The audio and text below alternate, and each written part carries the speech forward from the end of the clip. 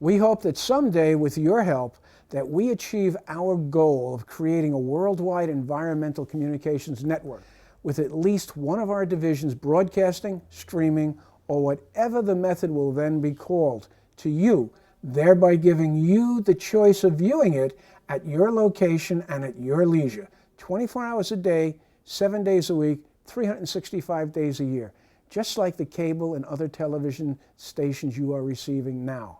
Until then, this is the Environment TV Weekly News. Tens of thousands of protesters gathered in central London on Saturday, February 27th, for the largest anti-nuclear march held there in decades to demonstrate the opposition to the renewal of Britain's Trident nuclear weapon system. The protest was organized by the Campaign for Nuclear Disarmament, CND, and supported by 27 national organizations. According to Kate Hudson, the Campaign for Nuclear Disarmament's General Secretary, quote, "The protest represents a groundswell of popular opposition to nuclear weapons far beyond the ranks of the peace movement, a societal surge represented by participants and speakers from faith communities, trade unions, and social movements across civil society. Stopping Trident is not a fringe demand. It is not a minority protest." End of quote. Trident refers to the UK's fleet of 4 submarines, each currently armed with 8 missiles and 40 warheads. The submarines are up for renewal by the early 2030s, but the decision about renewal needs to be made in 2016. Prime Minister David Cameron wants to renew the program, but has delayed a parliamentary vote until after a referendum on Britain's EU membership. Estimates vary on the cost for Trident's renewal. The UK's Ministry of Defence has provided no overall total for Trident, only an estimate of £31 billion for replacing the submarines. But in addition to the submarines, the costs for the missiles, warheads, anti-submarine vessels, infrastructure, and personnel also need to be taken into account. Kate Hudson, the Campaign for Nuclear Disarmament's General Secretary, suggested the total for Trident renewal could rise to a staggering £182 billion once these factors are included. Greenpeace estimated the total cost of the project over its lifetime will be near £97 billion. Nicola Sturgeon, Scotland's First Minister, during a talk at the London School of Economics, said, quote, "In total, renewing Trident will cost around £100 billion at 2012 prices over the next 35 years. It will take up almost a tenth of the UK's annual defence budget and around a quarter of the capital budget for the period from 2018 to 2030, end quote. A mutual faith statement on nuclear weapons was presented at the start of the rally. Representatives of the various faiths included Bishop Stephen Cottrell, Anglican Bishop of Chelmsford, Bishop Thomas McMahon, Catholic Bishop of Brentwood, Rachel Lampard, Vice President Designate of the Methodist Church, Paul Parker, Recording Clerk of Quakers in Britain, Mohammed Kosbar, Vice President of the Muslim Association of Britain, and Rev Nagazi from the Buddhist community. Their statement read, quote, "Nuclear weapons are by their nature indiscriminate in their effect. Any use of nuclear weapons would have devastating humanitarian consequences, be incompatible with international humanitarian law, and violate the principle of dignity for every human being that is common to each of our faith traditions. Our world faces many challenges, including oppressive poverty, climate change, violent extremism, and emerging national rivalry. Addressing these challenges requires strong relationships across nations, founded on mutual cooperation, trust, and shared prosperity. Security policies based on the threat of the use of nuclear weapons are immoral and ultimately self-defeating. In addition to being a participant at the protest, Vanessa Redgrave, actress of stage, screen, and television, as well as a political activist, wrote an opinion piece in the Herald Scotland newspaper. Quote, "I felt bound to join the march and rally this Saturday in London. I am sad that we need to be in Trafalgar Square again. To renew the Trident atomic warfare capacity appears to me to be a crazy proposal from a military and defense point of view, let alone other valid considerations.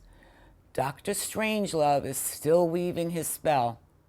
She went on to write, "I was in Wales on April 26, 1986, when we heard about the Chernobyl nuclear catastrophe in the Ukraine, and we all started buying bottled water. There were 14,000 people living there and in Pripyat. Now there are 704. More than 25 years later, the area is still an exclusion zone. In 1987, in the audience at the Moscow Film Festival, I met one of the cameramen who had agreed to fly over the No. 4 reactor to film the damage. He died a short while later. Nor can we forget the earthquake on March 11, 2011, that induced the tsunami and the nuclear catastrophe in the Fukushima power plant in Japan, which took place on March 12, 2011. Some 300,000 people were affected in one way and another. When she addressed the crowd of protesters at the rally, Ms. Redgrave compared nuclear weapons to landmines, saying they had only one purpose, quote, "to kill as many people as possible," end quote. Nicola Sturgeon, Scotland's First Minister, addressing the protesters, said, quote, "The use of nuclear weapons would bring about human devastation and suffering on an unimaginable scale. It is the norm in the world today to be nuclear free. It is the exception to the rule to possess nuclear weapons. Let that ring out loudly and clearly," close quote. Former Green Party leader Caroline Lucas described nuclear weaponry as, quote, "a Cold War relic," and to contemplate using nuclear weapons is both illegal and immoral, end of quote. Labor leader and veteran anti-war campaigner Jeremy Corbyn, who has also been a strong advocate for environmentalism, is against renewing Trident. During his leadership bid in 2015, he published a Protecting Our Planet manifesto detailing plans for a green investment bank that would invest in green technologies such as renewable energy. He advocates a ban on hydraulic fracking, a phasing out of fossil fuel extraction, and investment in public transport to improve air quality.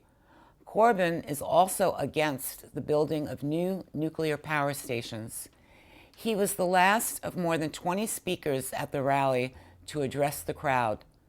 Mr. Corbyn said, quote, "If a nuclear war took place, there would be mass destruction on both sides of the conflict. We live in a world where so many things are possible, where peace is possible in so many places. You don't achieve peace by planning for war and not respecting human rights," close quote. He went on to add, quote, "Today's demonstration is an expression of many opinions and views. I'm here because I believe in a nuclear-free Britain and a nuclear-free future," end of quote. The Campaign for Nuclear Disarmament, CND, has organized several future events, including a Remember Fukushima vigil on March 11th outside the Japanese Embassy in London, and a Remember Fukushima March on March 12th. This section of the news is called Questionable News, Good or Bad, Your Choice. And it'll be you, the viewer, who is going to choose which of these possible theories is going to fit the story. The first news item is that the news from China shows that coal consumption has gone down for the second straight year, according to the New York Times this week. Now, does that mean that greenhouse gas emissions are going down, or that China is using more alternative energy, thereby replacing fossil fuels? Or that China is in an economic slowdown, only to once again return later to its use of coal with a vengeance once the economy picks up? What do you think is going to happen? Your pick. Our second article is called Conspiratorial or Not, and this is about Chesapeake Energy's Star Officer Aubrey McClendon. He's one of the heroes in the nonfiction book The Frackers, the outrageous inside story of the new billionaire wildcatters by Gregory Zuckerman. He died after hitting a bridge at a high speed in Oklahoma City, just hours before he was due in federal court to answer charges of bid rigging and conspiracy that suppressed leasing prices on oil and natural gas lands.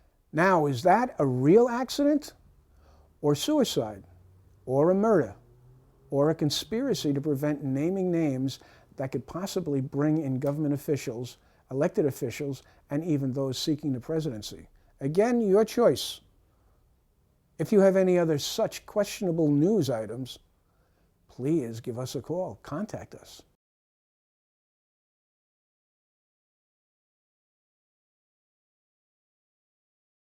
After 4 years of increasingly tense internal discussion, 7 Nuclear Regulatory Commission engineers have formally petitioned the governing commissioners to either order the nation's nuclear power plants to immediately correct a design flaw governing their reactor cooling systems, or order them all to shut down.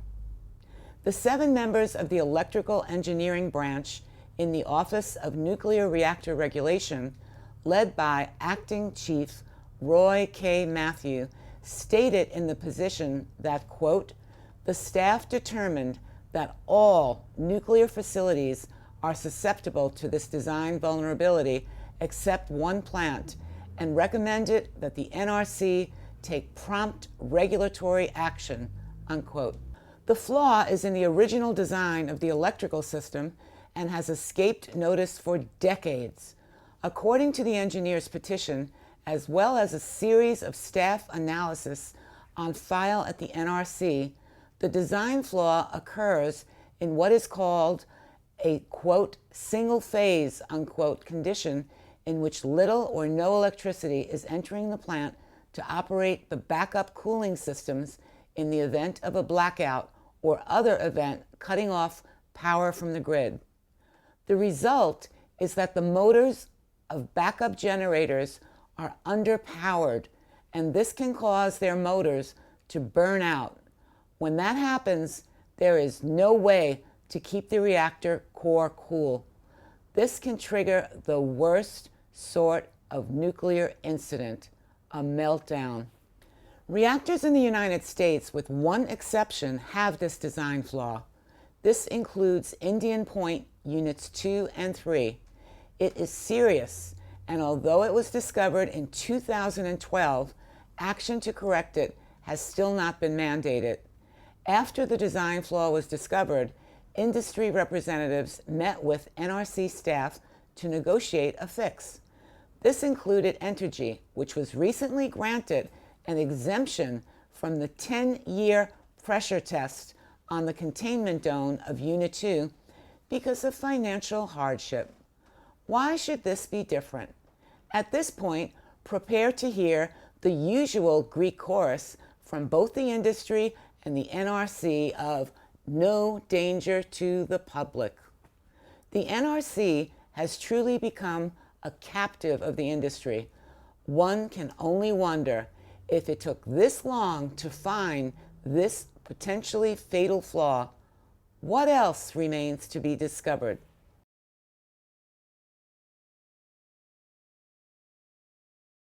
We'd like to inform you about an upcoming event on Friday, April 29th through May 1st, 2016. 2.5 days, which is about 2 months from now. Hopefully, this gives you plenty of time to mark your calendars in preparation to attend. The event is entitled Safe Energy Summit, End Nuclear Power Now. It is being sponsored by the Indian Point Safe Energy Coalition and Hudson River Sloop Clearwater, as well as the Stony Point Convergence and other anti-nuclear activists from across the region and the nation. This is an open conference weekend where the attendees will pool their knowledge and make plans together for a unified approach to shutting down the nuclear power plants. You can stay overnight, or you can travel each day to the event being held at Stony Point, New York. Transportation can be arranged from Newark Airport, or you can take New Jersey Transit trains to Nanuet, New York, and you will be picked up by the Stony Point Center at no additional cost. 6 meals will be offered from Friday dinner through Sunday lunch for those who attend. To find out more information and costs, please contact Stony Point Center at the website below. Over the next few Environment TV weekly news broadcasts, we will be updating you with additional information. The Environment TV has been invited to video the entire event, so we will be staying overnight, and we hope to meet all of you.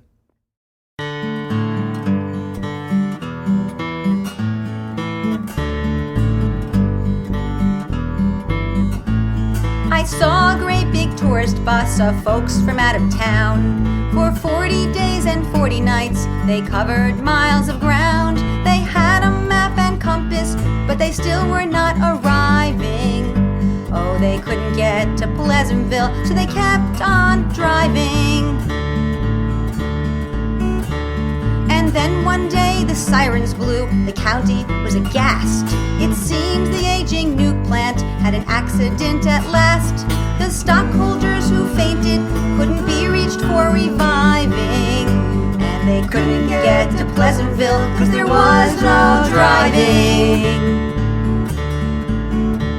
The highways turned to parking lots from Albany to Queens. The politicians learned just what evacuation means. They frantically assembled all their staff for some contriving. But they couldn't get to Pleasantville because there was no driving.